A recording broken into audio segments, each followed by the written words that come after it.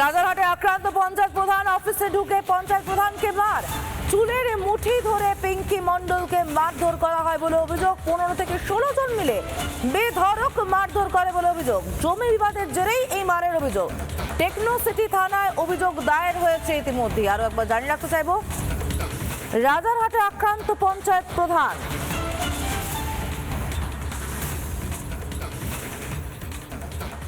ওদেরকে আমি চিনিই না।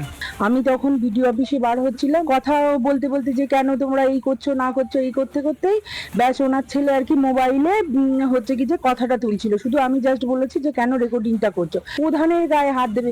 কেননা আমি ওই মহিলার সঙ্গে কোনোদিন কথাও বলিনি, ওদের কোনো জমি সমস্যা সংক্রান্ত আমি ছিলামও না। মানে আমার পঞ্চায়েতের যারা অফিসের সবাই ছিলেন, কিন্তু কেউ কিছু মানে বুঝে ওঠার আগে ও চুলের মুঠিটা ধরে নিয়ে মানে কি বলবো, অফিসে ঢুকে তাকে মারধর করা হয় বলে অভিযোগ। 15 থেকে 16 জন মিলে চুলের মুঠি ধরে বেধড়ক মারধর করে বলে অভিযোগ। জমি বিবাদের জেরেই এই মারের অভিযোগ উঠছে। টেকনো সিটি থানায় ইতিমধ্যে অভিযোগ দায়ের করেছেন পিঙ্কি মণ্ডল। একটা পরিকল্পনা মাফিক হেনস্থা এবং এইটা কিন্তু একটা খুব বাজে জায়গায় নিয়ে যাওয়ার চেষ্টা হয়েছে। প্রশাসনের কাছেও আমি আবেদন করব এটার যেন উপযুক্ত শাস্তি হয়। আমাদের তদন্তে বলে ওরা যে কজনাই এসছিলেন বেশিরভাগটাই কিন্তু অন্য দলের। আমরা সেটা লোকাল মানুষ, আমরা তো জানি, ও হয়তো চেনে না পিঙ্কি, কিন্তু আমরা চিনি। যে মহিলা এসছিলেন তিনি কিন্তু অন্য রাজনৈতিক দলের তারা ছিল। অত্যন্ত নিন্দাজনক। আমাদের রাজারহাটে কখনোই কাজ হয় না। নিরাপত্তাকে মহিলা জনপ্রতিনিধিদের নিরাপত্তার ব্যাপারটা যদি পুলিশ তাহলে দেখা যায় যে কোনো রকম সিকিলতা হয়েছে, আমরা এটা ছেড়ে কথা বলবো না। তারপর সেটা যে এখানে বসে থাকবে যতক্ষণ না আমরা ধরে আনতে পারবো। একটা চক্রান্ত আছে, তো চক্রান্ত না থাকলে চক্রান্ত আছে, খুবই ষড়যন্ত্র আছে। এ রাজ্যে উন্নয়ন বিরোধীরা সবসময় চেষ্টা করছে বিষয়গুলো করা। ঠিক কি পরিস্থিতি তৈরি হয় তুলে ধরেছেন আমাদের প্রতিনিধি আনন্দমোহন, দেখুন।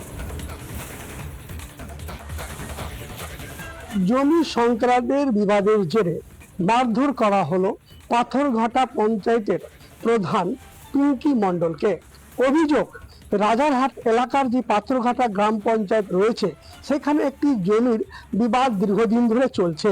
সেই যাদের জমি তারা আজ এসছিলেন পাথরঘাটা পঞ্চায়েতে এই জমি সংক্রান্ত বিবাদ মেটাতে, কিন্তু দেখা গেল যে যেহেতু প্রধান ব্যস্ত ছিলেন, তার অন্য কর্মসূচি ছিল, তাদের কথা না শুনে যখন তিনি বেরোতে যান সেই সময় পঞ্চায়েত প্রধান পিঙ্কি মণ্ডলকে চুলের মুঠি করে মারধর করা হয়, এমনটাই অভিযোগ করলেন তিনি নিউ টাউনের টেকনো সিটি থানায়। কি এমন পরিস্থিতি হলো যে পঞ্চায়েত প্রধানকে তার পঞ্চায়েতের দপ্তরে মারধর করা হলো?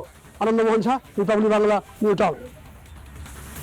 নানা ধরনের কন্টেন্ট দেখার জন্য লাইক করুন, শেয়ার করুন আমাদের ফেসবুক পেজ, সাবস্ক্রাইব করুন আমাদের ইউটিউব চ্যানেল।